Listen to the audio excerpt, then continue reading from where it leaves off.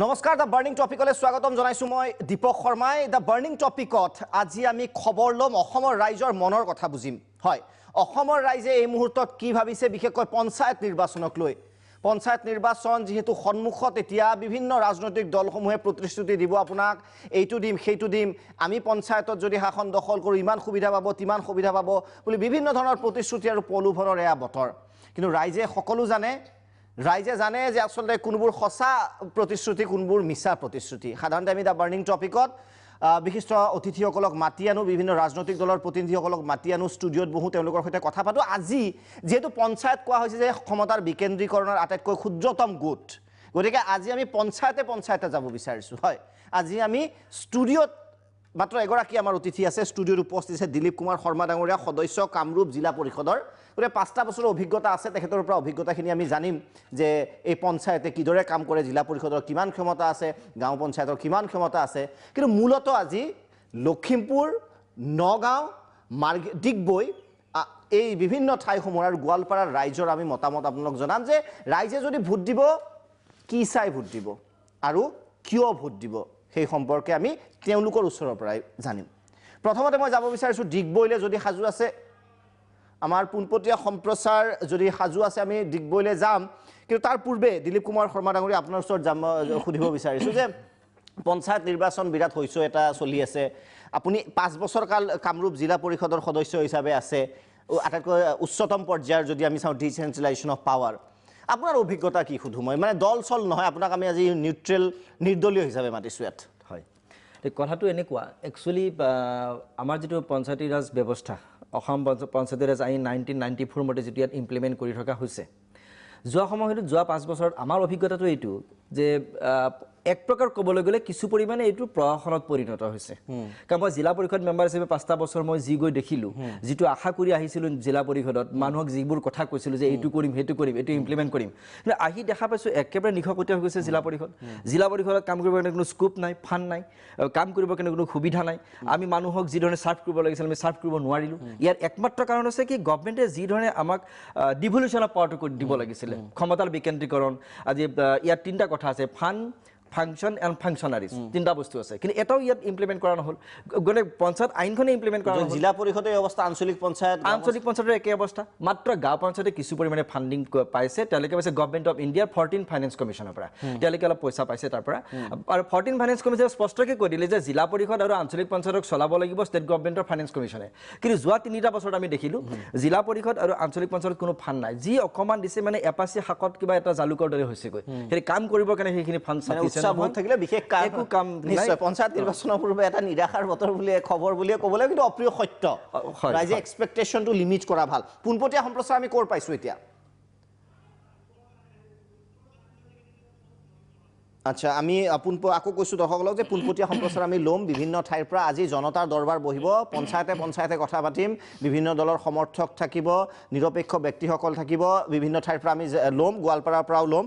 আকৌ মই আপোনাৰ ওচৰত আহিব বিচাৰিছো যে এক্সপেক্টেশন বহুত আছে আশা বহুত থাকিলেও আপুনি নিজে কিয় আপোনাৰ বিতৃষ্ণা হৈছে যে মই এই বস্তুটো আমি কৰিব পৰা নাই আপুনি চাগে প্ৰথম প্ৰতিনিধি জুনে কৈছে যে আমি একো কৰিব পৰা নাই এক্স্যাক্টলি কথাটো মানে আমি সাধাৰণতে কোনো আমি আশা কৰিছিলো যে আমি এইখিনি কাম কৰিবলৈ পাৰিম কিন্তু আমাৰ একচুয়ালি কৰা স্কোপ আছে মই দেখুৱাৰ বিভিন্ন পঞ্চায়ত মই দেখিছো খবৰ লৈছো মই মাজে এনআৰডি হায়দৰাবাদ কিবা ট্ৰেনিঙত গৈছিলো তাত মই মহাৰাষ্ট্ৰৰ পঞ্চায়ত দেখিলো গোৱাৰ এনেকুৱা পঞ্চায়তৰ মই আপোনাক নাম ক'ব পাৰো যাৰ বছৰি ইনকাম ৰেভিনিউ আৰ্ন হয় 8 কোটি টকা নিজে ইনকাম কৰে আজি পুনে জিলা পৰিষদৰ 2012 চনৰ মই কথাটা কল 200 কোটি টকা তেওঁলোকে ৰেভিনিউ আৰ্ন কৰে তেওঁলোকৰ বাজেট হৈছে সেই বছৰ 16000 কোটি টকা এইবাৰ এটা ইন্টাৰেষ্টিং প্ৰশ্ন মই কৰিম এডুকেশনাল কোৱালিফিকেশন বান্ধি দিছে কিবা লাভ হ'বনে ভাবে যে অকন শিক্ষিত মানুহ বা অষ্টম শ্ৰেণীত পাছ কৰা মানুহ আহিলে কিবা লাভ হ'ব বুলি ভাবেনে ইন্টাৰেষ্টিং প্ৰশ্ন ৰাইজেও জানিব বিচাৰে প্ৰথমবাৰৰ বাবে ভাৰতৰ নিৰ্বাচনত চাগে শিক্ষাগত অৰ্হতা ঠিক কৰি দিছে হয় না এটো এক প্ৰকাৰ কৰবা ভাল হৈছে এটো মানে একচুয়ালি অকমান পঞ্চায়তত আহিলো মানুহখিনি লিখা পঢ়া আৰু অকমান আঁচনি সম্পৰ্কীয় কথাবোৰ বুজিব লাগে প্ৰশিক্ষণ ট্ৰেনিং হয় বা এই ধৰণৰ অকমান কাগজ পত্ৰখিনি বা যিখিনি তাৰ গাইডলাইন থাকে নিজে পঢ়িব পাৰিলে ভাল কিছুমানে বাৰু ধৰক পঢ়া শুনা কম থাকিলে পঢ়াত অসুবিধা কি তাৰ মাজত মই জাস্ট কথা লাগে মই মহাৰাষ্ট্ৰৰ পঞ্চায়তৰ জিপি প্ৰেসিডেন্টজনক পাইছিলো তেওঁ এটা ট্ৰেনিঙত কৈছিল যে মই ইংৰাজী একো নুবুজো মোৰ স্মাৰ্টফোন মোৰ লৰাই মোক ব্যৱহাৰ কৰিব কাৰণে শিকাই দিছে কিন্তু মোৰ পঞ্চায়তৰ ইনকাম কিন্তু 1 কোটি টকা নিশ্চয় আমি পুনপটীয়া সম্প্ৰচাৰত যাম ডিগবৈ উৎপল বৰা ডিগবৈৰ ৰাইজে কি ভাবিছে পঞ্চায়ত নিৰ্বাচনত কাক আৰু কিয় ভোট দিব ইস্যুসমূহ কি হ'ব অকণমান ডিগবৈৰ ৰাইজৰ মতামত অসমৰ বাকী ৰাইজে চাই আছে এতিয়া উৎপল বৰা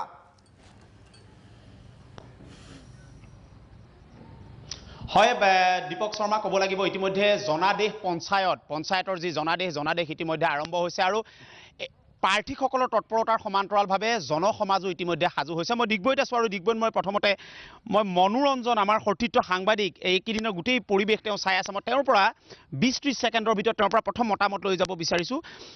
ৰাইজে কি কৈছে কাণে কাণে কি শুনিছে এইবাৰ পঞ্চায়তৰ বতাহ কেনেকুৱা ডিগবৈত নাই উৎপল এটা কথা ক'ব লাগিব যে যেহেতু আগন্তুক পঞ্চায়ত নিৰ্বাচন আছে আৰু ডিগবৈ সমষ্টিখন এটা চাহ জনগোষ্ঠীয় অধ্যুষিত এটা সমষ্টি আৰু ইয়াত 11খন গাঁও পঞ্চায়ত আছে তাৰে 8খন হৈছে চাহ বাগিচাৰ অধ্যুষিত অঞ্চল আৰু তাৰোপৰি আনফালে যিটো নাগৰিকত্ব সংশোধনীয় এটা প্ৰতিষ্ঠান বিৰোধী ঢৌ আছে আৰু তাৰ আনপিনেদি এফালে কংগ্ৰেছ আৰু বিজেপি যে এই দুই দলৰ মাজতেই গোটেই পঞ্চায়ত নিৰ্বাচনখনৰ মানে যুদ্ধখনৰ নিৰ্ভৰ কৰিব আৰু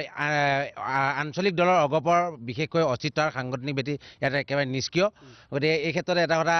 ক'ব লাগিব কাৰণ গাঁও অঞ্চলত যেনেদৰে নাগৰিকত্ব সংশোধনী বিধেয়কৰ ওপৰত যেনেধৰণে প্ৰভাৱ পৰিব লাগে ঠিক সেইদৰে প্ৰভাৱ পৰিছে বুলি আমি মানে আমাৰ এটা বিশেষ আমি এটা এছেছমেণ্টত আমি মানে পাইছোঁ আৰু আন কংগ্ৰেছ দলেও ধৰি লওক কেনেধৰণৰ প্ৰাৰ্থিত্ব কেন্দ্ৰিত মানে প্ৰক্ষেপ কৰিব সেইটো এটা বিজেপি দলৰ কাৰণে এটা প্ৰত্যাহ্বান স্বৰূপ হ'ব আৰু ইফালে সুৰেন ফুকনৰ যি ধৰি লওক মানে শেহতীয়া আধাখিলাৰ মানে যি চমকপ্ৰদৰ ৰাজনীতি আৰু এই চমকপ্ৰদৰ ৰাজনীতিও গাঁও অঞ্চলত কিছু প্ৰভাৱ পেলাব কিন্তু তাৰ বিপৰীতে কংগ্ৰেছ দলে কেনেধৰণৰ পদক্ষেপ গ্ৰহণ কৰিব ইয়াৰ ওপৰত নিশ্চয় এক মানে গুৰুত্বপূৰ্ণ ভূমিকা গ্ৰহণ কৰিব আকৌ আহিম আপোনাৰ ওচৰত মই পোনে যাব বিচাৰিছোঁ জনসমাজৰ মাজলৈ মই আপোনাৰ ওচৰলৈ আহিছোঁ ডিগবৈ ৰাইজে কাক ভোট দিব কি ইছ্যুলৈ ভোট দিব আপুনি সচেতন এজন যুৱক হিচাপে বা সমান্তৰালভাৱে এটা সংগঠনৰ নেতৃত্বত থকা এজন যুৱক হিচাপে আপোনাৰ পৰা জানিব বিচাৰিম আচলতে যিখন বিজেপি নেতৃত্বাধীন মিত্ৰজোঁট চৰকাৰ এই চৰকাৰখনক আচলতে অসমৰ জনসাধাৰণে বহুত বিশ্বাসত তেওঁলোকক ভোট দিছিলে কিন্তু আজি সেই মিত্ৰজোঁট চৰকাৰখনে অসমৰ জনসাধাৰণক এক মিছলীয়া তেওঁলোকে মিছলীয়া পৰিস্থিতি তেওঁলোকে দেখুৱাই গৈছে গতিকে বৰ্তমান অসমৰ জনসাধাৰণ কেতিয়াও মিছলীয়া কেতিয়াও তেওঁলোকে মানি নলয় তেওঁলোক বৰ্তমান সজাগ হৈছে গতিকে নাগৰিকত্ব সংশোধনী বিধেয়ক যিখন লৈ অসমত এখন জাতিধ্বংসী বিধেয়ক তেওঁলোকে জাপি দিব বিচাৰিছে এই বিধেয়কখনৰ কাৰণে অসমৰ ৰাইজে কেতিয়াও মানি নলয় পঞ্চায়তত এই বিধেয়কৰ প্ৰভাৱ পৰিব নিশ্চয় সেইকাৰণে মই ক'ব বিচাৰিছোঁ যে সেই বিধেয়কখনলৈ আজি গোটেই গাঁৱে ভূঞে বিধেয়কখনলৈ কেৱল সমালোচনা গতিকে এটা কথা স্পষ্ট যে আগন্তুক যি পঞ্চায়ত নিৰ্বাচন সেই পঞ্চায়ত নিৰ্বাচনত জনসাধাৰণে নিশ্চিতভাৱে তেওঁলোকে বিচাৰ বিবেচনা কৰিব যে কোন চৰকাৰক আচলতে কোন দলক তেওঁলোকে চৰকাৰ তেওঁলোকে পুনৰ গঠন কৰিব বা পঞ্চায়তত তেওঁলোকে নিৰ্বাচিত কৰিব এই কথা নিশ্চয় জনসাধাৰণে আজি তাৰিখত তেওঁলোকে পথ বাছি লৈছে মই আকৌ আহিম মই বিভিন্ন ধৰণৰ মই সদৌ অসম ছাত্ৰ সন্থাৰ লোক আছে ভিতৰত কেনেকুৱা ধৰণৰ গুণাগথা চলিছে মানুহ চাই ভোট দিব নে প্ৰাৰ্থী চাই দিব আৰু এইবাৰ বিধেয়কে উজনি অসমৰ এই অন্যতম সমষ্টিটোত কেনেকুৱা প্ৰভাৱ পেলাব বুলি ভাবে প্ৰথমতে মই ক'ব বিচাৰিছোঁ যে আগতে যি ধৰণে হৈছিলে নিৰ্বাচনৰ প্ৰতিটো নিৰ্বাচনৰ আগত আধাৰশিলা স্থাপন কৰা যোনবোৰ ৰাজনীতি সেয়া হওক কংগ্ৰেছে হওক বা বিজেপিয়ে হওক দুয়োটা দলেই সেই একেধৰণে ৰাজনীতিয়ে কৰে সেয়েহে আমি এইবাৰ প্ৰতিজন সচেতন ব্যক্তিক এয়ে ক'ব বিচাৰিছোঁ যে তেওঁলোকে ব্যক্তি বিশেষক চাওক যিজনে কাম কৰিব পাৰে আৰু এই দল দুয়োটা কংগ্ৰেছ বিজেপিয়ে হওক আৰু লগতে আমাৰ অন্যান্য কিছুমান দল আছে তেওঁলোকৰ দলৰ হৈ পিনি নাচাই ব্যক্তি বিশেষক চাওক যোনজনে কাম কৰক কাম ব্যক্তি চাই সেয়ে ক'বলৈ বিচাৰিছোঁ আৰু লগতে তেওঁলোকৰ যিটো অৰ্হতা যে তেওঁলোকে কামটো কৰিব পাৰিবনে নোৱাৰে পাছলৈ তেওঁলোকে আমাৰ ৰাইজৰ হৈ কাম কৰিব নাই সেই কথাটো সেইটো দূৰদৰ্শিতা এটা থাকিব লাগে মই আৰু আপোনালোকৰ ফালে AJYCৰ ফালৰ পৰা কেনেকুৱা ধৰণৰ এইবাৰ বাতাবৰণ জাতীয়তাবাদী যুৱ ছাত্ৰ পৰিষদৰ ফালৰ পৰা স্পষ্ট কথা যে জাতি মাটি ভেটি চৰকাৰৰ কথা কোৱা শাসনাধিষ্ঠ প্ৰথম চৰকাৰৰ কথালৈ আমি আহোঁ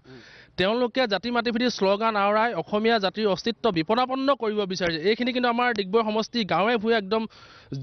জনতাৰ মাজত প্ৰভাৱ পৰিছে নিশ্চয় জাতি মাটি ভেটি চৰকাৰখনৰ কথা কোৱা আমাৰ জাতীয়তাবাদী শিবিৰৰ নেতাৰে যিখিনি আমাৰ শাসনাধিষ্ঠ অসম চৰকাৰৰ কেবিনেটত অংশীদাৰ কৰিছে তেওঁলোকক নিশ্চয় এবাৰ প্ৰভাৱ পেলাব যে জাতি মাটিৰ কথা কৈ তেওঁলোকে অসমীয়া জাতিক যি এটা ঠিক আছে মই এই কথাটো বুজি পাইছোঁ কিন্তু কাক দিব কাক বিজেপিক বেয়া পাইছে বিজেপিয়ে এটা জাতি বিৰোধী কাৰবাৰ কৈছে কংগ্ৰেছলৈ আহিব নেকি ভোট সেইটো আমি ক'ব নোৱাৰোঁ। কিন্তু ৰাইজে এইবাৰ স্বতঃস্ফূৰ্তভাৱে কাক ভোট দিয়ে তাত আমাৰ ৰাইজৰ লগত আমাৰ বালাপ আলোচনা বিভিন্ন ধৰণে চলিছে। জাতীয় সংগঠন হিচাপে আমাৰ কৰণীয় বহুত আছে যে বিজেপি আমাক ঠগিলে, কংগ্ৰেছৰ আমাক আগৰ ইতিহাসে আমাক কংগ্ৰেছে কি কৰি গৈ আছে। কংগ্ৰেছে আনিছে মুছলমান বাংলাদেশী ভোট, বিজেপি আনিছে আমাৰ হিন্দু বাংলাদেশী ভোট। ৰাইজে নিজে নিৰ্বাচন কৰক জাতিৰ ক্ষেত্ৰত কোনখন চৰকাৰে অসমীয়া জাতিৰ পক্ষত থিয় দি অসমীয়া জাতীয় জীৱনৰ পৰিচয় দাঙি ধৰাৰ ক্ষেত্ৰত জাতীয় জীৱনৰ লগত এক শকত সমৃদ্ধিশালী জাতি হিচাপে গঠন কৰাৰ ক্ষেত্ৰত ৰাইজে আগভাগ লৈ জাতীয় জীৱনৰ ক্ষেত্ৰত এটা মানে বিৱৰণ দাঙি ধৰক যে জাতিৰ ক্ষেত্ৰত জাতি বচাবলৈ হ'লে বিজেপিয়ে পাৰিব নে কংগ্ৰেছে পাৰিব নে অন্যান্য দল সংগঠনে পাৰিব নে অন্যান্য ৰাজনৈতিক আহ্বান কৰিছোঁ ৰাইজলৈ। ৰাইজে নিজে নিৰ্ধাৰণ কৰক জাতি বচাবলৈ বিজেপিক দিব দৰকাৰ নাই। বিজেপিয়ে জাতি বচাবৰ কাৰণে ৰাইজে আমাৰ বিজেপিক দিছিলে, কিন্তু বিজেপিয়ে ৰাইজক কি দিলে, এই চৰকাৰখনে ৰাইজক কি দিলে?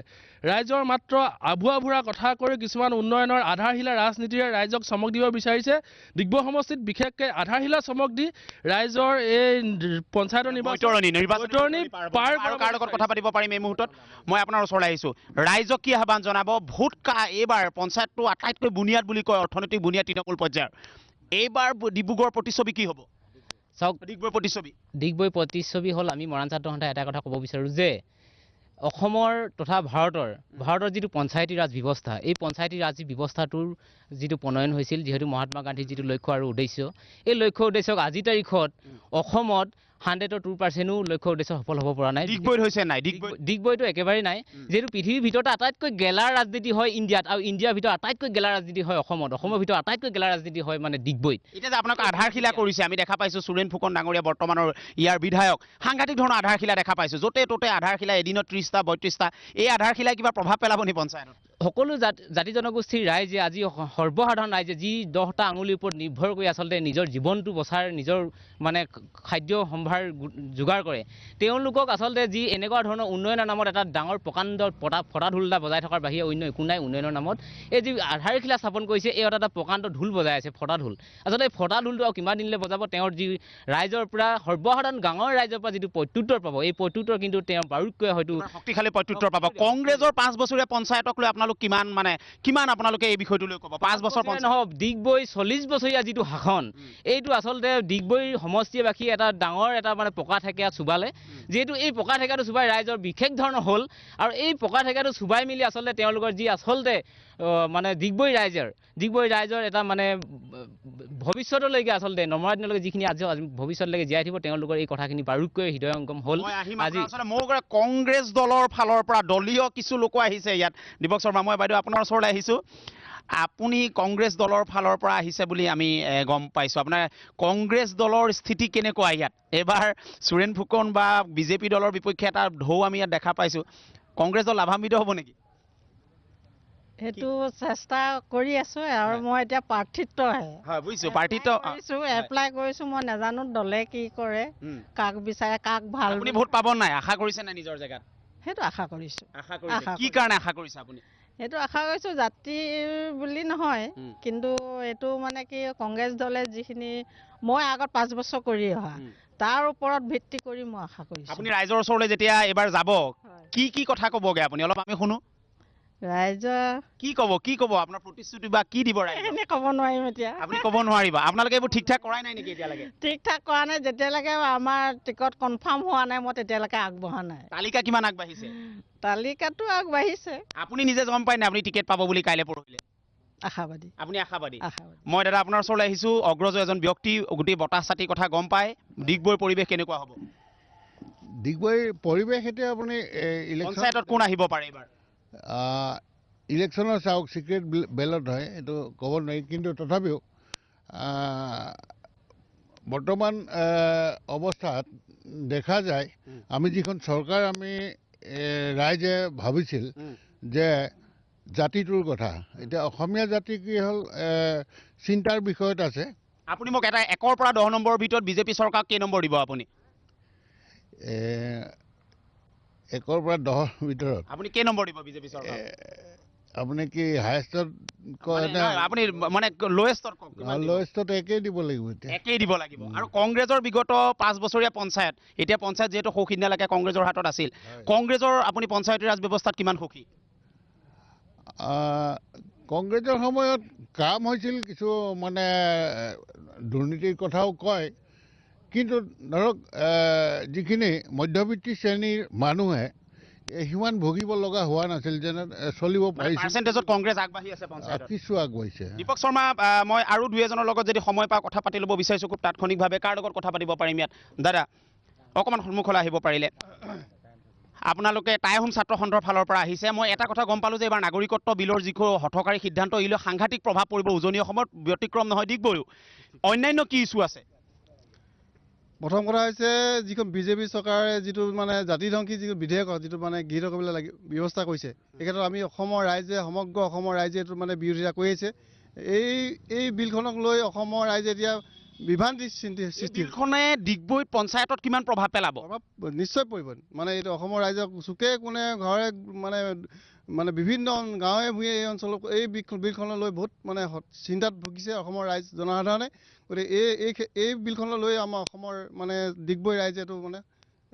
মানে হতাশাত ভুগিছে। হয়, মই সময় পালে পুনৰবাৰ আহিম। মই আৰু দুই এজনৰ লগত যদি কথা পাতিব পাৰোঁ। আপোনাৰ লগত কংগ্ৰেছ দলৰ প্ৰতিনিধি আছে নেকি? কংগ্ৰেছ দলৰ প্ৰতিনিধি আছে, দলীয় প্ৰতিনিধি মই বিচাৰিয়ে ফুৰিছোঁ। কিমান আপুনি কংগ্ৰেছ দলৰ ৱাৰ্ড মেম্বাৰ, মানে সৌখিদিনলৈকে থকা এক্স ৱাৰ্ড মেম্বাৰ, ঠিকে আছে। এইবাৰ কিমান আশাবাদী? এইবাৰ 100% আশাবাদী। কি কাৰণে আশাবাদী? 100% আশাবাদী কাৰণ বৰ্তমান যিটো চৰকাৰ ৰাইজে পাতি দিছিল, যিটো আশাৰে ৰাইজে পাতি দিছিল, সেই আশা ৰাইজৰ একেবাৰে নিৰাশাই কৰিছে। আৰু যিবিলাক চিন্তা চৰ্চা কৰিছিলে বা যিবিলাক তেওঁলোকে প্ৰতিশ্ৰুতি দিছিলে তাৰে এটাও পূৰণ কৰিব নোৱাৰিলে। গতিকে ৰাইজ এতিয়া সাজু হৈ আছে যে কেতিয়া সময় পাম, কেতিয়া সুযোগ পাম, যেতিয়াই সুযোগ পাম তাক আমি চেঞ্জ কৰিম। এতিয়া আমি আহোঁ এটা কথাত, যিটো পঞ্চায়তী ৰাজ ব্যৱস্থাৰ কাৰণে আজি আপোনালোক ইয়াত আহিছে। যিটো পঞ্চায়তী ৰাজ ব্যৱস্থা মহাত্মা গান্ধীৰ এটা সপোন আছিলে, সেই পঞ্চায়তী ৰাজ ব্যৱস্থাত ইয়াৰ আগত কিন্তু মোৰ জীৱনত মই এনেকুৱা দেখা নাছিলোঁ যে পঞ্চায়তী ৰাজ ব্যৱস্থা ধূলিসাৎ কৰা, অনাধিকাৰ হস্তক্ষেপ। য়েছ, বিজেপিয়ে কৰক। হয়, উৎপল লাইনত থাকিব। বিড়ম্বনা অসমৰ ৰাইজৰ, ভাৰতবৰ্ষৰ ৰাইজৰ যে কাকনো বুলিম ককা সকলোৰে দাৰিজুলি পকা। গতিকে কথা হ'ল ডিগবৈৰ ৰাইজেও প্ৰতিটো দলক দেখিছে, গতিকে কনফিউজড। তথাপিও আমি আহিম এইবাৰ অন্য এটা প্ৰান্তলৈ যাওঁ, অসমৰ গোৱালপাৰালৈ যাওঁ। আছে যোগন সূত্ৰধৰ। আমি এফালৰ বঁটা চালোঁ, আনফালৰ বঁটা চাম। যোগেন সূত্ৰধৰ, আপোনাৰ ওচৰত আহিব বিচাৰিছোঁ। মুড কেনেকুৱা, কেনেধৰণৰ উৎসাহ উদ্দীপনা পঞ্চায়ত নিৰ্বাচনক লৈ, ৰাইজে কি কি বিষয় চাই ভোট দিব এইবাৰ? নিশ্চয়কৈ ক'ব লাগিব সমগ্ৰ ৰাজ্যখনৰ লগতে গোৱালপাৰা জিলাতো পঞ্চায়ত নিৰ্বাচনলৈ যথেষ্ট উৎসাহ উদ্দীপনা দেখিবলৈ পোৱা গৈছে। এনেকৈ আমি দেখিবলৈ পাইছোঁ অত্যন্ত গাঁৱৰ ভিতৰুৱা অঞ্চলৰ পৰা একাংশ লোক আজি জিলা উপায়ুক্ত কাৰ্যালয়, ৰাজহ চক্ৰৰ কাৰ্যালয় আৰু আদালতত অহা দেখিবলৈ হৈছে, যিসকলে বিভিন্ন ধৰণৰ কাগজ পত্ৰ সংগ্ৰহ কৰাৰ কাৰণে ব্যস্ত হৈ পৰিছে। তেওঁলোকে এইকাৰণে ব্যস্ত হৈ পৰিছে যে অহা পঞ্চায়ত নিৰ্বাচনত তেওঁলোকে নিৰ্বাচন খেলিব, আৰু নিৰ্বাচন খেলাৰ কাৰণে যি যাৱতীয় নথি পত্ৰ লাগে সেইসমূহ সংগ্ৰহ কৰাৰ কাৰণে ব্যাপক প্ৰস্তুতি চলাইছে, সংগ্ৰহ কৰি আছে। আনফালে ৰাজনৈতিক দলসমূহৰ তেওঁলোকৰ একাংশ লোক আছে, যিসকল লোকক প্ৰাৰ্থিত্ব প্ৰদান কৰাৰ কাৰণে তেওঁলোকেও বিভিন্ন ধৰণৰ আলোচনা বিলোচনা চলাইছে আৰু তেনেধৰণে প্ৰাৰ্থী নিৰ্বাচিত কৰিছে। কিন্তু এইবুলি পঞ্চায়ত নিৰ্বাচনত বিজেপি, অগপ, কংগ্ৰেছ আৰু UDF দলে কি ইছ্যু লৈ পেলাই তেওঁলোকে ৰাইজৰ ওচৰলৈ যাব দেখিছোঁ আমি। কংগ্ৰেছৰ যি 5 বছৰীয়া পঞ্চায়ত শাসন কাৰ্যত ভয়াৱহ দুৰ্নীতি সংঘটিত হৈছিলে, একেদৰে বিজেপিৰ যি 5 বছৰীয়া আজি পঞ্চায়ত শাসন, এই পঞ্চায়ত শাসনতো আমি দেখিবলৈ পাইছোঁ যে কোনো ধন নোপোৱাকৈ পঞ্চায়তৰ কাৰ্যকাল শেষ কৰিবলৈ ওলাই আহিছে। এনে ক্ষেত্ৰত এইবেলি নিৰ্বাচনত যে গোৱালপাৰা জিলাৰ ৰাজনৈতিক দলসমূহে কি ইছ্যু লৈ যাব, কিছু সংখ্যক ইয়াতে ৰাজনৈতিক দলৰ নেতা আছে, তেওঁলোকৰ পৰা জনাৰ কাৰণে চেষ্টা কৰিম যে আপুনি বিজেপি UDF দলৰ পৰা আহিছে, আৰু UDF দলৰ পৰা আজি আপোনাৰ কি ইছ্যু লৈ ৰাইজৰ ওচৰত ভোট বিচাৰি যাব? নমস্কাৰ, আমি UDF দলৰ পৰা আহিছোঁ। আমি এই অহা পঞ্চায়তত আমি বিভিন্ন ইছ্যু লৈ আমি পঞ্চায়ত ইলেকশ্যন খেলিবলৈ যাম, নিৰ্বাচন খেলিবলৈ যাম। আমাৰ ওচৰত বহুত দলীয়ভাৱে ইছ্যু আছে, যেনেকৈ ধৰক NRCৰ যিটো প্ৰথম খচৰা ওলাইছিলে, খচৰা ওলোৱাৰ পিছত 48 লাখ মানুহ আমাৰ লিংকেজ চাৰ্টিফিকেটৰ পৰা বাদ পৰিছিলে। সেই লিংকেজ চাৰ্টিফিকেটখন আমাৰ মৌলানা বদৰুদ্দিন আজমল চাহাব সৰ্বভাৰতীয় সংযুক্ত গণতান্ত্ৰিক সভাপতি, সিহঁতে জমিয়ত উলামা হিন্দৰ তৰফৰ পৰা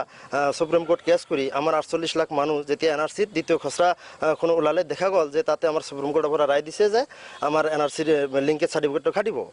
এইটো আমাৰ এটা প্ৰথম মানে ইছ্যু থাকিব। এই ইছ্যু লৈ আমি পঞ্চায়তত ভোট কেৰি কৰিবলৈ যাম, আৰু আশা আছে যে এইটো ইস্যুতে আমাৰ অসমৰ ৰাইজে আমাৰ সৰ্বভাৰতীয় সংযুক্ত গণতান্ত্ৰিক মৰ্চা দলক সমৰ্থন দিব। নিশ্চয়কৈ UDF দলে এইবাৰ ৰাইজৰ ওচৰলৈ যাব। NRCৰ ক্ষেত্ৰত যি এক খেলি মেলি সৃষ্টি হৈছে আৰু লিংকেজ চাৰ্টিফিকেট লৈ আৰু দলটোৰ যি সৰ্বা আছে মৌলা বদনী আজমল তেওঁ সুপ্ৰিম কোৰ্টত ইতিমধ্যে গছৰ তৰিছে। এই গছৰৰ আধাৰত আপোনালোকৰ UDF দলৰ কিবা ইছ্যু আছে নেকি? আমাৰ UDF দলৰ প্ৰথম ইছ্যুটো NRC আছেই। তাৰপিছতো আজি যোৱা যিটো পঞ্চায়ত নিৰ্বাচনৰ বাকী যে কাৰ্যকাল গ'ল, যি কংগ্ৰেছ চৰকাৰৰ পিৰিয়ডতো যি কাৰ্যকাল গ'ল আৰু যোৱা 3 বছৰ ধৰি বিজেপি চৰকাৰ অহাৰ পিছতো যি কাৰ্যকাল গ'ল, আজি জিলা পৰিষদ হওক পঞ্চায়তৰ প্ৰতিনিধি যিবিলাকে আছে, আজি সাধাৰণ মাননীখিনি যে মানে দৰমহাখিনি বা মাননীখিনি যে দিব সেইখিনি ক্ষমতা নাই, যে কোনো আঁচনি বা কোনো ডেভেলপমেণ্ট নাই, নামত ঢোল বাজ দি পৰিৱৰ্তন কৰি আজি বিজেপি চৰকাৰখন অসমৰ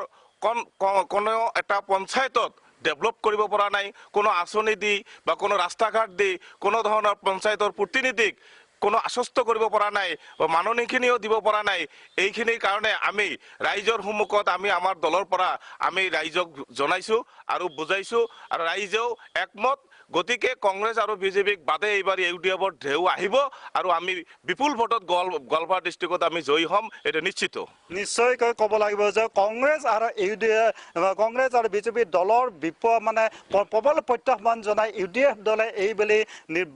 পঞ্চায়ত নিৰ্বাচনৰ ভাল ফল দেখিবলৈ আশা কৰিছে। এতিয়া আমাৰ মাজত আছে অগপ দলৰ সাধাৰণ সম্পাদক ৰত্নাকৰ দাস, তেওঁৰ পৰা কিছু এটা জনাইছে। আপোনালোকে এইবাৰ কি ইছ্যু লৈ এইবেলি ৰাইজৰ ওচৰলৈ যাব? আমি এইবেলি ৰাইজৰ ওচৰলৈ যাম যে অসমত বৰ্তমান সামগ্ৰিক যিটো জাতীয় সমস্যা হৈছে, এই জাতীয় সমস্যাৰ অসম গণ পৰিষদ দলৰ স্থিতি স্পষ্ট আৰু এই ক্ষেত্ৰত বিজেপি চৰকাৰে যিটো স্থিতি গ্ৰহণ কৰিছে নাগৰিকত্ব সংশোধনী বিধেয়কক লৈ, এই ক্ষেত্ৰতো ৰাইজৰ মাজত তুমুল পৰিমাণে প্ৰভাৱ পৰিছে। এইটো আমাৰ ৰাজ্যিক সমস্যা হ'ব আৰু স্থানীয় ভিত্তিক পঞ্চায়তৰ বিগত সময়ছোৱাত পঞ্চায়তবিলাকৰ যিটো কাম কাজ দুৰ্নীতি, যিখিনি পৰ্যাপ্ত পৰিমাণৰ টকা নাহিলেও যি টকাখিনি সামান্যতম টকা আহিছে, এই টকাখিনিৰো সেই সঠিক পৰিমাণে উন্নয়নৰ ক্ষেত্ৰত তেওঁলোকে কৰিবলৈ ব্যৰ্থ হৈছে, দুৰ্নীতিত লিপ্ত হৈছে। গতিকে চৰকাৰে এই বিজেপি চৰকাৰে তেওঁলোকে যদি তকলগী ৰাজনীতি বা একনায়কত্ববাদৰ ৰাজনীতিকে চলাইছে, তেওঁলোকে আচলতে পঞ্চায়ত নিৰ্বাচন অনুষ্ঠিত কৰাৰ পক্ষপাত নাছিলে, তেওঁলোকে সাহস গোটাব পৰা নাছিল, যাৰ কাৰণে আইনৰ আশ্ৰয় ল'বলগীয়া হৈছিল আৰু তাৰ আইনৰ বাধ্যবাধকতাৰ কাৰণে ইলেকশ্যন পাতিবলগীয়া তেওঁলোকে পৰিৱেশৰ সৃষ্টি কৰিছে। নিশ্চয়কৈ ক'ব লাগিব যে এইবাৰ পঞ্চায়ত নিৰ্বাচন অনুষ্ঠিত কাৰণে আইনৰ সহায় ল'বলগীয়া হৈছে, আইনৰ দ্বাৰাহে এইবাৰ পঞ্চায়ত নিৰ্বাচন হৈছে। আমি সূত্ৰধৰ গোৱালপাৰাৰ ৰাজনৈতিক দলসমূহ ৰাইজৰ মতামত আমি ল'লোঁ। দৰ্শকসকলক এটা কথা কৈ দিব বিচাৰিছোঁ এই মুহূৰ্তত যে এই দ্য বাৰ্ণিং টপিকত আমি অপিনিয়ন পোল নহয়, অন দ্য স্পট পোল, অৰ্থাৎ ৰাইজে কি ভাবি আছে। আৰু আমি সাধাৰণতে যেতিয়া মুখপাত্ৰসকলক মাতি আনো, ডাঙৰ ডাঙৰ কথা কয়, তেওঁলোক আৰ্টিকুলেট হয়, বিভিন্ন পৰিসংখ্যা দাঙি ধৰে, কিন্তু যিসকলে পঞ্চায়ত চলাব সেইসকল আজি গ্ৰাউণ্ডত আছে, তেওঁলোকৰ বুদ্ধিমত্তা কিমান, তেওঁলোকে কি ভাবিছে। আমাৰ সাংবাদিকসকলে প্ৰাৰ্থিত্ব প্ৰত্যাশী সাধাৰণ জনতা সকলোৰে মতামত লৈ আছে, মনোযোগেৰে আপুনি চাব লাগিব। কাৰণ আপোনালোকৰ জনপ্ৰতিনিধি, আকৌ কৈছোঁ, যিসকলে পঞ্চায়ত নিৰ্বাচনত অৱতীৰ্ণ হ'ব, আমাৰ গ্ৰাউণ্ড যি জিৰ' তাত আছে আমাৰ সাংবাদিকৰ সৈতে। ষ্টুডিঅ'ত মুখপাত্ৰসকলক সেইবাবে আমি আজি নিমন্ত্ৰণ কৰি অনা নাই। বিৰতিৰ পিছত উভতি আহিম।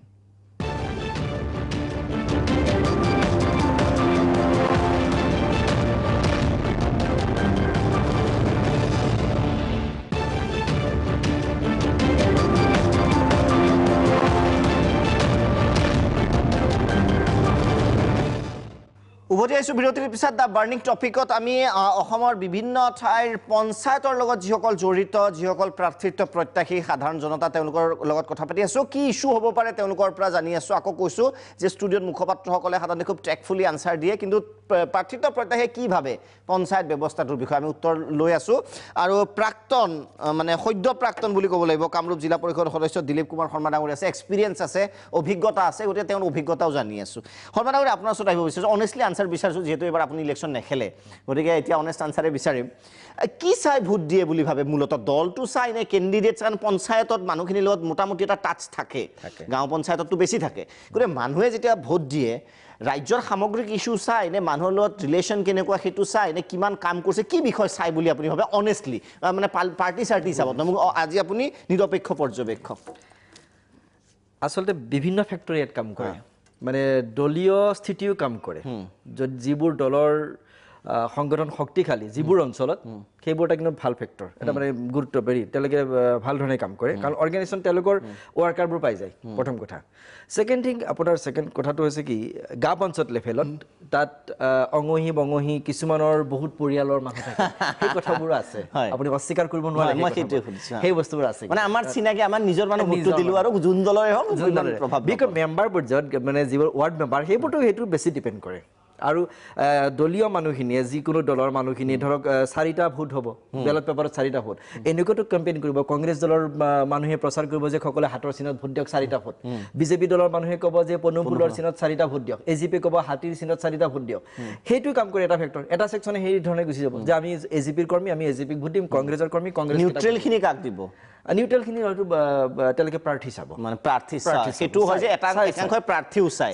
দলটোতো চাব কিন্তু প্ৰাৰ্থীও চাব যে মানুহজন কেনেকুৱা কেতিয়াবা দলটো ভাল হ'লেও কেণ্ডিডেটজন অলপমান ঢিলা হ'লে নাই নহ'ব এনেকুৱা টাইপৰ এটা নিশ্চয় আপোনাৰ বিভিন্ন ফেক্টৰে কাম কৰে নিশ্চয় উৎপল বৰা আপোনাৰ ওচৰত আহিব বিচাৰিছোঁ পুনৰবাৰ গতিকে বিভিন্ন দলৰ প্ৰতিনিধি আছে আপোনালোকৰ যদি কংগ্ৰেছ বিজেপি দলৰ প্ৰতিনিধি আছে চমুকৈ আটাইৰে মন্তব্য লগ জানিব বিচাৰিম আমি যে যদি বিজেপিক ভোট দিব লাগে কিয় দিব লাগে কংগ্ৰেছক কিয় দিব লাগে তেওঁলোকে নিজৰ প্ৰশংসাত কি ক'ব প্ৰশংসা হয় দীপক শৰ্মা প্ৰথমতে এটা কথা কৈ ল'ব বিচাৰিম যে ইয়াত এই মুহূৰ্তত যিখন আচলতে নাগৰিকত্ব বিলৰ প্ৰভাৱটো এনেকুৱা সাংঘাতিক ধৰণে ডিগবৈ সমষ্টিত পৰিছে যে আজি নিমন্ত্ৰণ কৰাৰ পিছতো বিজেপি দলৰ এজন প্ৰতিনিধি আমাৰ এই আজি বিশেষ অনুষ্ঠানটোলৈ আহিবলৈ তেওঁলোকৰ সাহস নহ'ল এইটো আচৰিত কথা যে আমি প্ৰায় মোৰ সতীৰ্থ মনোৰঞ্জন দাসে কেইবাবাৰো ফোন কৰিছে তাৰপিছত বিজেপি দলৰ এজন প্ৰতিনিধি নাহিল তাৰ পৰা আপুনি অনুমান কৰি লওক যে কেনেকুৱা ধৰণৰ প্ৰভাৱ পৰিছে ইয়াত আৰু তাৰপিছত ইয়াৰ স্থানীয় বিধায়কে কৈ আছে যে মোৰ টাৰ্গেট 11খন পঞ্চায়ত আৰু 3টা জিলা পৰিষদ মই এবাৰ সকলো ৰাইজৰ জ্ঞাতাৰ্থে জনাই দিব বিচাৰিছোঁ 3টা জিলা পৰিষদ হাবজান গোলাই চামদাং আৰু 11খন জিপি আছে ইয়াৰ হাবজান বৰ হাবজান বাৰেকুৰি চামদাং পানীখোৱা টিংৰাই বগাপানী বৰবিল গোলাই পাভৈ আৰু হাঁহচৰা এই 11খন এবাৰ বিজেপিয়ে পাব হেনো আৰু জিলা পৰিষদ 3টাও পাব হেনো কিন্তু আজি টক শ্ব' বা এই অনুষ্ঠানটোলৈ আহিবলৈ সাহস নহ'ল গেৰুৱা দলৰ এজন প্ৰতিনিধি আহিবলৈ সাহস নহ'ল মই অকণমান চাহ জনগোষ্ঠী দলৰ ইতিমধ্যে চাহ জনগোষ্ঠীৰ এজন নেতা ইতিমধ্যে আহি ইয়াত উপস্থিত হৈছে মই চাহ জনজাতি ছাত্ৰ সন্থাৰ প্ৰতিনিধিজনৰ পৰা 11খন পঞ্চায়তৰে প্ৰায় 7খন পঞ্চায়ততে চাহ বাগিচাৰ প্ৰভাৱ আছে যথেষ্ট প্ৰভাৱ আছে বাগিচাৰ কথাবিলাক কেনেকুৱা এইবাৰ মানুহ চাই দিব নে হাত তাতে মাৰিব নে পদুম তাতে মাৰিব কি কৈছে বিশেষকৈ ক'বলৈ গ'লে আমি যিমানখিনি এতিয়ালৈকে গম পাইছোঁ যে বাগিচাৰ যিখিনি সমস্যা সমাধানৰ খাতিৰত বাগিচাৰ যিসকলে শ্ৰমিকে চিন্তা কৰি ভোট দিছিলে কিন্তু আজি পৰ্যন্ত তেখেতসকলে তেনেকুৱা ধৰণৰ একো সুবিধা আৰু তেনেকুৱা ধৰণৰ সুবিধা দেখা নোপোৱাত তেখেতসকলেও ক্ষোভিত হৈ পৰিছে আৰু যি ধৰণে মানে তেখেতসকলে শ্ৰমিকৰ বৃদ্ধি হাজিৰা বৃদ্ধিৰ কথা তেখেতসকলে মানে আশা এটা কৰিছিলে কিন্তু আজি পৰ্যন্ত তেনেকুৱা ধৰণৰ একো এটা দেখা নোপোৱাত কোনখন কাৰ প্ৰতি খংটো উঠি আছে এতিয়া বৰ্তমান যিখন চৰকাৰ চলি আছে তাৰ ওপৰতে খুব চলি আছে মানে বিজেপিৰ প্ৰতি এতিয়া কোনে কংগ্ৰেছে পাব নেকি তেতিয়াহ'লে এইবাৰ আকৌ এই কথাখিনিতো ক'ব নোৱাৰোঁ বিশেষকৈ কাৰণ এইখিনি কথা এতিয়া ৰাইজে ডিচিশ্যন ল'ব যিহেতু পৰাপক্ষে মানে আমাৰ বাগিচাত যিখিনি শ্ৰমিকে যিখিনি আশা কৰিছিলে কিন্তু সেইখিনি আশা পূৰণ নোহোৱাত তেখেতসকলে হয়তো ক্ষোভিত হৈছে আৰু তেনে ক্ষেত্ৰত হয়তো এবাৰ ভোটত হয়তো কিবা নহ'লে কিবা এটা খেলি মেলি হ'ব কিবাটো মই জানিবলৈ আকৌ আহিম আপোনাৰ ওচৰলৈ মই আপোনাৰ ওচৰলৈ আহিছোঁ মই অথনি কথা উৎপল ইয়াত এটা গুণা কিবা গুণগুণনি এটা উৎপল লখিমপুৰলৈ যাম আমি বিজেপিয়ে কিবা এটা কৰিছে বুলি শুনিছোঁ কি কথাটো এইটো হয় পৰিয়ালকেন্দ্ৰিক কথাটো আগতে বিজেপিয়ে বিশেষকৈ কংগ্ৰেছকে দোষাৰোপ কৰিছিলে কিন্তু এতিয়া সদ্যহতে দেখা গৈছে আমাৰ ডিগবৈতেই এই পঞ্চায়ত নিৰ্বাচনৰ ক্ষেত্ৰতেই দেখা গৈছে যে পঞ্চায়ত নিৰ্বাচন ক্ষেত্ৰতো পৰিয়ালকেন্দ্ৰিক হৈছে কোনে কৰিছে আমি শুনামতে আমাৰ বিধায়ক ডাঙৰীয়া তেওঁৰ স্ত্ৰীক জিলা পৰিষদৰ কাৰণে নিৰ্বাচিত কৰিছে বা মানে পত্নীক জিলা পৰিষদ খেলিবলৈ দিয়ে তেওঁ যুঁজাক কৰিছে সেইটো পৰিয়ালকেন্দ্ৰিক নহ'ল জানো আগতেতো আপোনালোকৰ বদনাম আছিলে সোনিয়া গান্ধী ৰাহুল গান্ধী তৰুণ গগৈ গৌৰৱ গগৈ এইবাৰ সুৰেন ফুকনৰ মানে মিছেছ হয় আৰু মই আগতে যিটো এটা কথা কৈছিলোঁ যে আপোনাৰ পঞ্চায়তখন হ'ল কি ভাৰতবৰ্ষৰ প্ৰথম সংবিধান বুলি সেইটো বুজি পাইছোঁ সেইটো মই বুজিলোঁ এতিয়া ইয়াত তেনেকুৱা পৰিয়ালকেন্দ্ৰিক কিবা কথা ওলাইছে মানে এইবাৰ তেওঁ সুৰেন ফুকনৰ পত্নীয়ে খেলিব সেইটোৱে মই কৈছোঁ এইবাৰ তেওঁলোক হয়তো পৰিয়ালকেন্দ্ৰিক আৰু প্ৰাৰ্থিত্বকেন্দ্ৰিক সংঘাত এই দুটাই তেওঁলোকক হয়তো এনে ৰাইজেতো তেওঁলোকক হেৰি কৰিবই আৰু এই দুটা বিষয়টো আৰু তেওঁলোকক মানে যিটো যিমানটো মানে অলপ হ'লেও আশা যিটো আছিলে সেইটো হয়তো তেওঁলোকৰ মই আৰু দুই এজনৰ লগত কথা পাতি ল'ব বিচাৰিছোঁ খুব তাৎক্ষণিকভাৱে মই আপোনাৰ ওচৰলৈ আহিছোঁ আৰু বেলেগ কথা কি ইছ্যু হ'ব পাৰে ৰাইজক কি আহ্বান জনাব আজি 5 বছৰৰ বাবে এইবাৰ মেণ্ডেট দিবলৈ সুযোগ পাইছে যে ভুল কৰিলে বৰ ডাঙৰ কথা হ'ব এইটো আপোনালোকে কিবা ক'ব নেকি প্ৰথম কথা আগন্তুক যি পঞ্চায়ত নিৰ্বাচন সেই পঞ্চায়ত নিৰ্বাচনলৈ প্ৰাগ নিউজে যি এটা সমালোচনা কৰিব লাগে তেওঁলোকে আয়োজন কৰিছে প্ৰথমে মই প্ৰাগ নিউজত ধন্যবাদ জ্ঞাপন কৰিছোঁ কথা হ'ল কি এতিয়া ডিগবৈ সমষ্টিটোত বিগত যি 40 বছৰ কাৰ্যকাল কংগ্ৰেছৰ লগত আছিলে যেতিয়া কংগ্ৰেছৰ আছিলে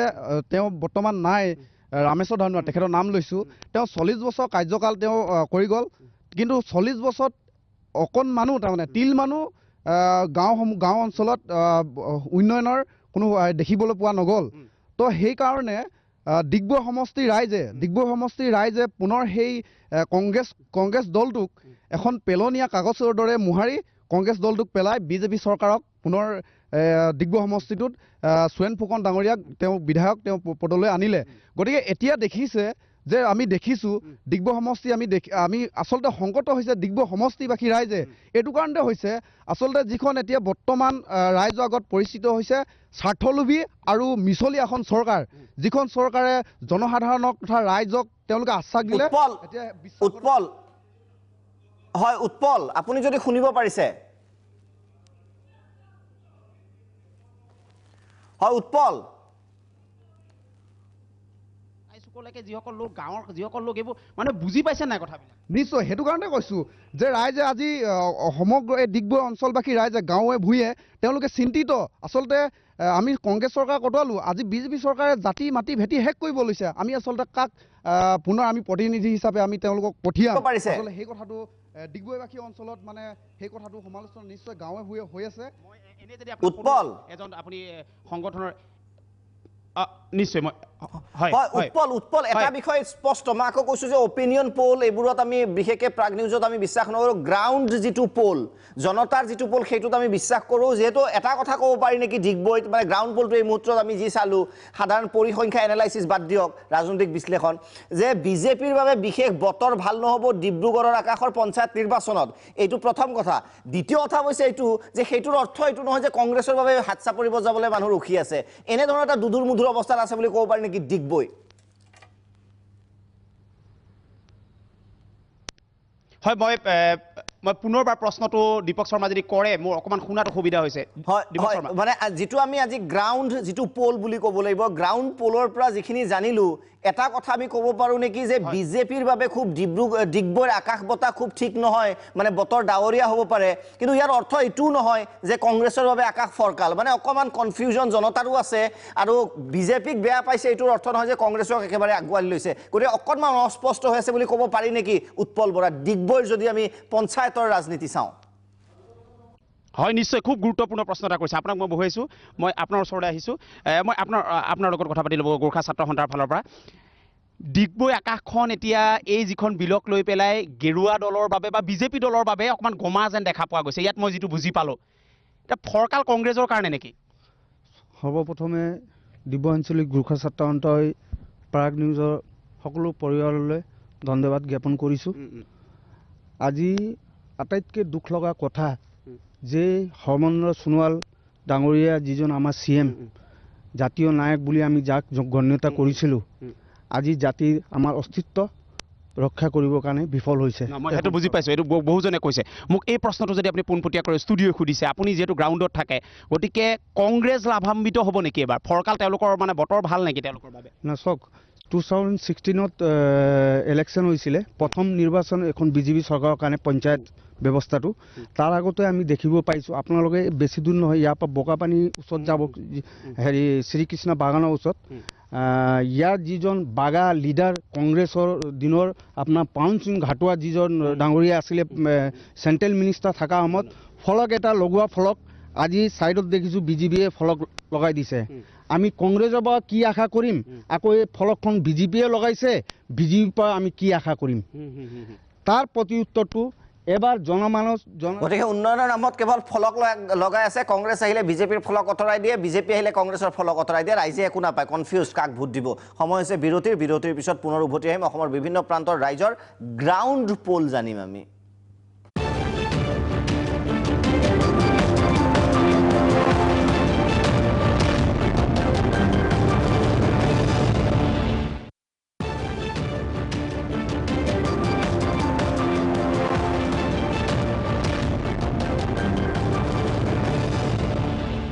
গতিকে আমি চালো ডিগবৈ গোৱালপাৰা এবাৰ লখিমপুৰলৈ যাওঁ হওক লখিমপুৰৰ ৰাইজে কি ভাবি আছে আকৌ কৈছোঁ যিসকলে এইমাত্ৰ প্ৰাগ নিউজ অন কৰিছে সুইচ অন কৰিছে যে আজি কোনো দলৰ মুখপাত্ৰসকলক আমি এইভাবে নিমন্ত্ৰণ কৰি অনা নাই কাৰণ তেওঁলোকে কথা পকাই বিভিন্ন ডিপ্লমেটিক কথা কৈ কূটনৈতিক কথা কৈ তেওঁলোকে বিষয়টো অন্যফালে ঢাল খুৱাব গতিকে গ্ৰাউণ্ডৰ যিসকল লিডাৰ আছে পঞ্চায়তৰ যিসকল লিডাৰ আছে বিভিন্ন দলৰ সেইসকলৰ সৈতে আমাৰ সাংবাদিকে কথা পাতিছে আপুনি অনুমান কৰিব পাৰিব এতিয়া অসমৰ পঞ্চায়তৰ ৰাজনীতিৰ বতাহ কেনেকুৱা চলি আছে লখিমপুৰ যাম কুশল শইকীয়া আপোনাৰ ওচৰত আহিব বিচাৰিছোঁ লখিমপুৰৰ অকণমান বতাহ কেনেকুৱা এতিয়া পঞ্চায়ত নিৰ্বাচনৰ সমাগত পঞ্চায়ত নিৰ্বাচন আৰু সকলো দল এতিয়া ব্যস্ত হৈ পৰিছে কাৰণ পঞ্চায়তত জয় কৰিব লাগিব মিঠা কথা দিব তেওঁলোকে জয় হ'ব আৰু জয় হোৱাৰ পাঁচ মুহূৰ্তত কিন্তু সেইসকল জনতা যিসকল জনতা আজিও দুৰ্ভোগ ভুগি আছে সেইসকলৰ কথা কিন্তু তেওঁলোকৰ মনত নপৰে তেওঁলোকলৈ পিঠি দিব মই কোনো বিশেষ দল সংগঠনৰ কথা নাপাতিম এই মুহূৰ্তত সাধাৰণ জনতা লখিমপুৰৰ পঞ্চায়তৰ কোনে থকা সাধাৰণ জনতা আমাৰ মাজত উপস্থিত আছে আমি তেখেতলোকৰ মনোভাৱ জানিবলৈ চেষ্টা কৰিম এই মুহূৰ্তত পঞ্চায়ত নিৰ্বাচন সমাগত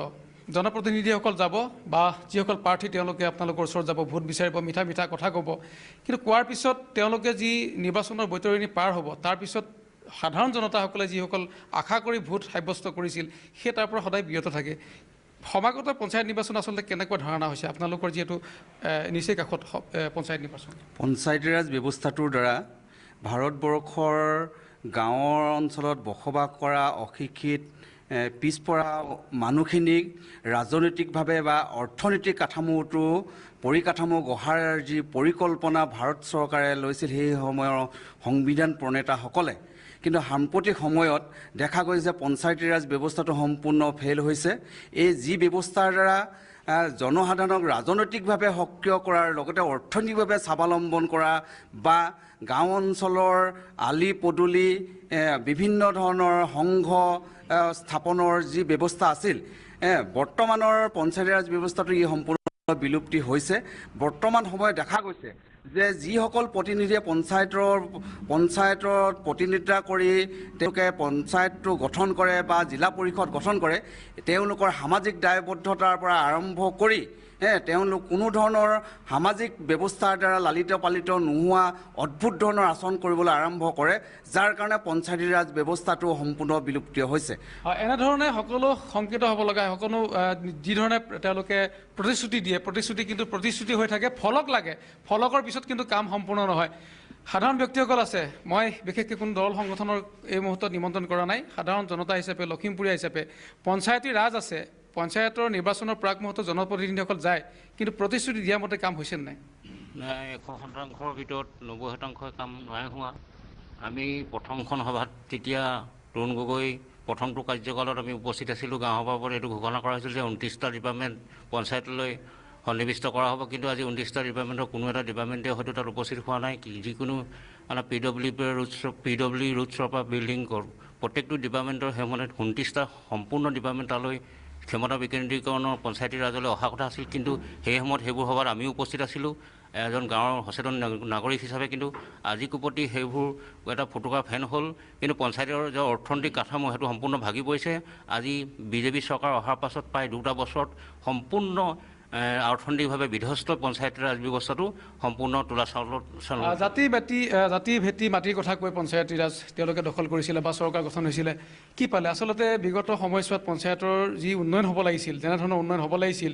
কংগ্ৰেছক ওফৰাই বিজেপিয়ে চৰকাৰ গঠন কৰিলে বহু ধৰণৰ প্ৰতিশ্ৰুতি দিলে কিন্তু প্ৰতিশ্ৰুতি হিচাপে থাকিলে কেৱল আধাৰশিলা স্থাপনে হ'ল পঞ্চায়তত কিন্তু কোনো ধৰণৰ উন্নয়ন নহ'ল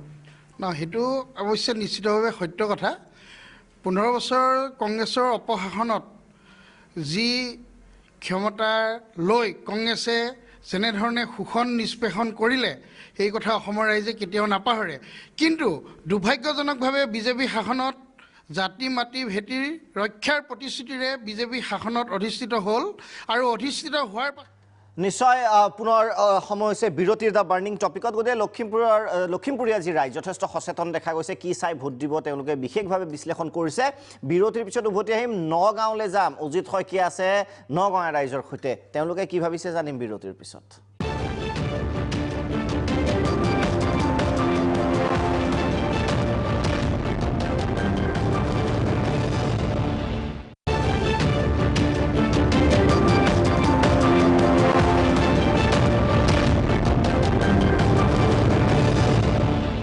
এবাৰ আমি পোনপটীয়াভাৱে যাওঁ নগাঁৱলৈ। নগাঁও ৰাইজৰ কি মতামত অজিত শইকীয়াই জনাব। অজিত শইকীয়া, আপোনাৰ ওচৰত আহিব বিচাৰিছোঁ। প্ৰথমতে এটা প্ৰশ্ন অজিত শইকীয়া, নগাঁৱত ঠাণ্ডা পৰিছে নাই? হয়, অজিত শইকীয়া নিশ্চয়কৈ পৰিছে আৰু এই মুহূৰ্তত দেখা পোৱা গৈছে বহু ৰাইজ ওলাই আহিছে। মই বৰ্তমান উপস্থিত আছোঁ ব্ৰহ্মপুৰত আৰু বৰ্তমান সময়ত ৰাইজৰ সন্মুখত এটা ডাঙৰ প্ৰশ্ন যে কাক ভোট দিব আৰু কিয় দিব। যদি আমি বিগত দিনসমূহলৈ ঘূৰি যাওঁ তেন্তে দেখা পোৱা যায় যে প্ৰতিটো পঞ্চায়ততে সীমাহীন দুৰ্নীতি সংঘটিত হৈছিলে। কি কংগ্ৰেছ, কি বিজেপি, কি এজিপি, সকলো জনপ্ৰতিনিধিয়ে দুৰ্নীতি লিপ্ত হৈছিলে। মই প্ৰথমে মহিলা এগৰাকীৰ ওচৰৰ পৰা যাব বিচাৰিছোঁ। বাইদেউ কি ক'ব? অকণ উঠি দিলে সুবিধা হ'ব। মই ক'ব বিচাৰিম যে মই ব্ৰহ্মপুৰ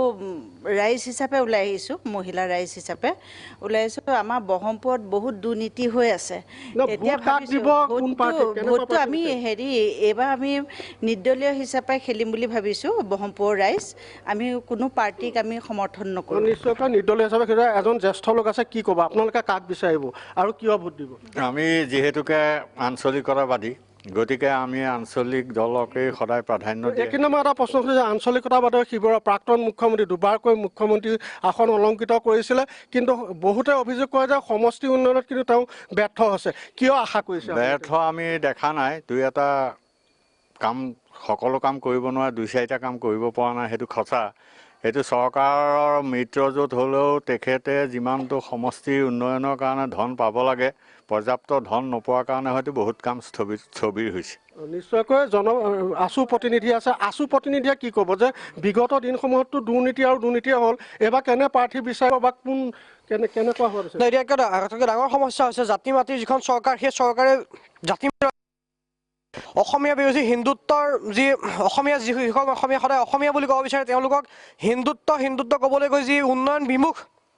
উন্নয়নৰ ফালে পিঠি দিছে। যোৱা বছৰ NGMৰ কাম হৈছে 27%, এইবাৰ হ'ল 0.97%, মানে 1% তেওঁলোকে গ্ৰাম উন্নয়ন অঞ্চলত কাম কৰা নাই। তেনেখন চৰকাৰৰ বিপক্ষে প্ৰাৰ্থিত্ব কোনে দিব? কংগ্ৰেছ চৰকাৰ, যি 60 বছৰ শাসন কৰাৰ পিছত তেওঁলোকে আকৌ বেলেগ এটা দলক সমালোচনা কৰে যে উন্নয়ন নহ'ল। তাৰপিছত ব্ৰহ্মপুৰ উন্নয়ন বিমুখ। আপুনি যদি চাবলৈ যায় ব্ৰহ্মপুৰ পঞ্চায়ত হওক, আমি যে জিলা পৰিষদ, যিটো এটা গুৰুত্বপূৰ্ণ অনুষ্ঠান, কি বিচাৰিব? আটছাৰ ফালৰ পৰা কি বিচাৰিব? আমি এটাই বিচাৰোঁ যে কোনো ৰাজনীতিক দল ভাল নহয়, এটা মানুহ ইফালৰ পৰা ভোটটো দিব লাগিব। কেনেকুৱা প্ৰাৰ্থী বিচাৰিব? আমি এনেকুৱা প্ৰাৰ্থী বিচাৰিম যাতে যিজন ভোট দি ৰাইজৰ স্বাৰ্থত কাম কৰে, আৰু তেনেকুৱা পাৰ্টি আমি কোনো অঞ্চলত দেখা নাই। চব একেবাৰে ঠগবাজ কৰা, একেবাৰে দুৰ্নীতিকৈ। আৰু এগৰাকী যুৱতীসকলে নৱপ্ৰজন্মই কি বিচাৰিব? একচুৱেলি আপুনি এটা খুব ভাল প্ৰশ্ন এটা কৰিলে যে ভোট কাক দিব। মোৰ নিজৰ ফালৰ পৰাও মোক যেতিয়া ইয়াত এই অনুষ্ঠানটোৰ কথা কোৱা কৈছিলে যে নিৰপেক্ষ মই ক'ব লাগে। নিৰপেক্ষ বুলি নিজকে ক'বলৈ গ'লে অকণমান প্ৰব্লেম এটা হয়। আমি আচলতে এনেকুৱা হ'ব লাগে, যি দলতে নাথাকোঁ কিয় চৰকাৰখনৰ ভুল ত্ৰুটিবিলাক আঙুলিয়াই দিব পাৰিব লাগে। কিন্তু প্ৰথম কথা AGP BJP কংগ্ৰেছ বুলি নহয়। এতিয়া কথা হ'ল ভোট কাক দিব। আপুনি মানে খুব সুন্দৰ প্ৰশ্ন, ঠিকে কৈছিলে আপুনি যে 2টা টাৰ্মৰ আমাৰ ইয়াৰ এইটো সমষ্টিৰ পৰা, ব্ৰহ্মপুৰ সমষ্টিৰ পৰা এজন মুখ্যমন্ত্ৰী আছে। তেওঁ কৰিলে কি? ডাঙৰ প্ৰশ্ন। আমি দেখি আছোঁ কি? সেইটো ডাঙৰ প্ৰশ্ন। এতিয়া কথা হ'ল শাসনত আছে আমাৰ শাসকীয় BJP দল। এতিয়া BJPৰ কথা ক'বলৈ গ'লে মোৰ অকণমান দিগদাৰ হয়। তেওঁলোকৰ ক্ষেত্ৰত ডাঙৰ অসুবিধাটো হৈ যায় কি, তেওঁলোকে কংগ্ৰেছ মুক্ত ভাৰত গঢ়িব বিচাৰিছিল, অসম গঢ়িব বিচাৰিছিল, কিন্তু কংগ্ৰেছ মুক্ত কৰিব গৈ থাকোঁতে তেওঁলোক নিজে কংগ্ৰেছ যুক্ত হৈ গৈ আছে। ধন্যবাদ জনাইছোঁ। কংগ্ৰেছৰ প্ৰতিনিধি আছে, আপোনালোকৰ বিৰুদ্ধে অভিযোগ উঠিছে 15 বছৰ শাসন কৰিলে কিন্তু কেৱল দুৰ্নীতি চলে। কি ক'ব? এতিয়া BJP শাসনত আছে। বিশেষকৈ মই বেলেগৰ ধৰণৰ নকওঁ, ব্ৰহ্মপুৰ সমষ্টিৰ কথা ক'ম। যিহেতু আমি আজি ব্ৰহ্মপুৰ পঞ্চায়ততে আছোঁ, পূৰ্বৰ ব্ৰহ্মপুৰ পঞ্চায়তৰ যি আপোনাৰ সভানেত্ৰী আছিলে, সেই সভানেত্ৰীৰ বিৰুদ্ধে তেওঁ কংগ্ৰেছ দলত থকা অৱস্থাতে কিন্তু মই NSR ভাইচ প্ৰেচিডেণ্ট হিচাপে তেওঁৰ বিৰুদ্ধে RTI মাৰিছিলোঁ। গতিকে কংগ্ৰেছ দলে কোনো কাৰণে আপোচ নকৰে। কিন্তু সেই সভানেত্ৰীকে আজি কি AGP দল এনেকুৱা এটা ৱাশ্বিং মেচিন নেকি, তাত গৈ তেওঁ আজি চাফা হৈ গ'ল। গতিকে সেই কথা কোনো কাৰণতে হ'ব নোৱাৰে আৰু দ্বিতীয় কথা মই এজন কংগ্ৰেছী হিচাপে নহয় এজিপি হিচাপে নহয় অসমীয়া হিচাপে কৈছোঁ যে এইবাৰ পঞ্চায়ত ইলেকশ্যনত অসম ৰাইজে যে জাতি মাতৃ ভেটি কোৱা চৰকাৰ ল'ব নে অসম ৰাইজৰ পদূলিত অসমীয়া চৰকাৰ ল'ব নিশ্চয়কৈ বিজেপি দলৰ প্ৰতিনিধি আছে কি ক'ব আপোনালোকৰ বিৰুদ্ধে অভিযোগ আছে যে পৰিৱৰ্তনৰ নামত এখন চৰকাৰ আহিল কিন্তু তাৰ পিছতো দেখা গৈছে অসমীয়া ৰাইজৰ সমস্যাৰ প্ৰতি পিঠি দিছে আচলতে যিখিনি অভিযোগ আহিছে মই ভাবোঁ ভিত্তিহীন আচলতে বিৰোধীয়ে এটা সুযোগ ল'ব বিচাৰিছে আজি বিগত সময়ছোৱাত যদি আপোনালোকে চাই দেখিব কংগ্ৰেছৰ দিনতেই গৰিষ্ঠ সংখ্যক সময় কংগ্ৰেছে লৈছিলে কিন্তু দুৰ্নীতিটো আকাশলংঘী হৈছিলে আজি আপোনালোকে যদি বিচাৰে মই ভাবোঁ যে আজি ৰাইজে কি বিচাৰিছে ৰাইজে উন্নয়ন বিচাৰিছে কিন্তু সেই উন্নয়ন প্ৰকৃতাৰ্থৰ উন্নয়নৰ ছবিখন আমি দেখা নাই কিন্তু বিগত সময়ছোৱাত ইয়াত কংগ্ৰেছ দলৰ আপোনালোকৰ দিনত দেখিছে নিশ্চয়কৈ হৈছে হিন্দু বাংলাদেশী যদি প্ৰসংগ আহে আজি আপুনি এজন ইয়াত থলুৱা মানুহ যিটো প্ৰসংগ এটা বিজেপিয়ে হিন্দু বাংলাদেশী সংস্থাপন কৰিছে এইটো এটা জ্বলন্ত ইছ্যু হ'ব এইবাৰ এইটো ইছ্যু মই ভাবোঁ যে সাধাৰণ ভোটাৰে কেতিয়াও নলয় কাৰণ হিন্দু বাংলাদেশী ইছ্যুটো এটা বিৰোধীয়ে এটা মানে ইছ্যু হিচাপে ল'ব বিচাৰিছে কিন্তু জাতীয় সংগঠন এতিয়াও ইছ্যু কি হ'ব নিশ্চয় প্ৰতিটো ৰাজনৈতিক দলে নিজৰ সুবিধা অনুযায়ী প্ৰশ্নটোৰ উত্তৰ দিছে ইছ্যু কি হ'ব পুনৰবাৰ আমি গোৱালপাৰালৈ যদি যাব পাৰোঁ শেষবাৰৰ বাবে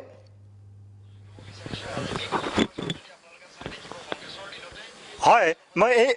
এই মুহূৰ্তত মই কংগ্ৰেছৰ ওচৰলৈ যাবলৈ বিচাৰিছোঁ কংগ্ৰেছৰ কি ইছ্যু লৈ এইবাৰ ৰাইজৰ ওচৰত যাব আৰু কংগ্ৰেছৰ দলে কি ইছ্যু লৈ ৰাইজৰ ওচৰত যাব ৰাইজে জানে যে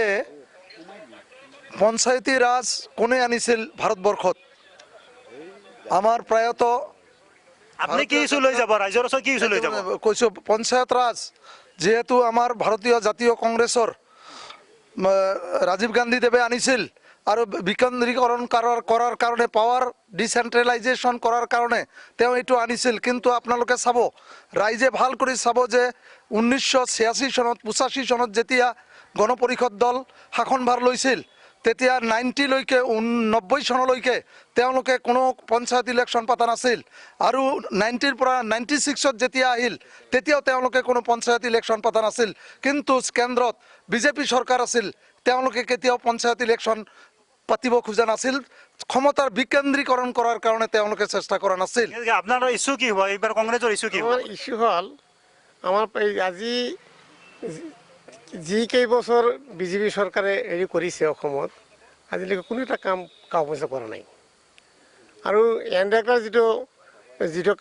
যিবিলাক কাম আছে এইবিলাক তেওঁলোকে বন্ধ কৰি দিছে আৰু এতিয়া হয় যোগেন ধন্যবাদ জ্ঞাপন কৰিছোঁ আমি অনুষ্ঠানৰ শেষ অংশলৈ আহিছোঁ দিলীপ কুমাৰ শৰ্মা ডাঙৰীয়া আপোনাৰ ওচৰত আহিছোঁ আমি আজি আচলতে মুড জানিব বিচাৰিলোঁ এটা কথা কিন্তু নিশ্চিত মানে কোনো দলক লৈ বিশেষ উৎসাহিত নহয় অসমৰ জনতা এই মুহূৰ্তত পঞ্চায়ত নিৰ্বাচনক লৈ আপুনি মই আকৌ কৈছোঁ আজি নিৰপেক্ষ ব্যক্তি হিচাপে কি ক'ব যে বিশেষ আশা দেখা নাই তেওঁলোকেও এজন মানে জিলা পৰিষদৰ সদস্য হিচাপে মূল কথাটোৱে হৈছে কি যদি পঞ্চায়ত ব্যৱস্থাটো ইয়াত শক্তিশালী হ'লহেঁতেন মানুহে এটা আশাৰ ৰঙনি দেখিলেহেঁতেন আজি আমাৰ চৰকাৰে কয় যে অসমক অন্যান্য দেশৰ অন্যান্য ৰাজ্যৰ সৈতে উন্নত ৰাজ্য হিচাপে গঢ়ি তুলিব যিবোৰ উন্নত ৰাজ্য আপুনি চাওক সকলোতে পঞ্চায়ত ব্যৱস্থাটো শক্তিশালী মহাৰাষ্ট্ৰৰ কথা কওক পশ্চিমবংগ কেৰেলা অন্ধ্ৰপ্ৰদেশ সকলোতে পঞ্চায়ত ব্যৱস্থা শক্তিশালী কাৰণ পঞ্চায়তৰ জৰিয়তে তৃণমূল পৰ্যায়ত উন্নয়নমূলক কামখিনি কৰা হয় সঠিকভাৱে কাৰণ চৰকাৰখনে ইমানখিনিলৈকে ঢুকি নাপায় সেইকাৰণে পঞ্চায়ত ব্যৱস্থা তললৈকে ঢুকি নাপায় কাৰণে পঞ্চায়ত ব্যৱস্থাটো আছে কিন্তু আমাৰ ইয়াত পঞ্চায়ত ব্যৱস্থাটো ইমান দুৰ্বল সেইকাৰণে আমাৰ চৰকাৰৰ যিটো সপোন যদি আমাৰ চৰকাৰে সঁচাকৈ ভাবে যে আমি এখন উন্নত ৰাজ্য হিচাপে গঢ়ি তুলিম প্ৰথমতে পঞ্চায়ত ব্যৱস্থাটো শক্তিশালী কৰক আৰু ইয়াতে পঞ্চায়তক ক্ষমতা দিয়ক ইয়াত ফাণ্ড ফাংচন এণ্ড ফাংচনাৰিজ ইয়াত মানুহ নিয়োগ কৰক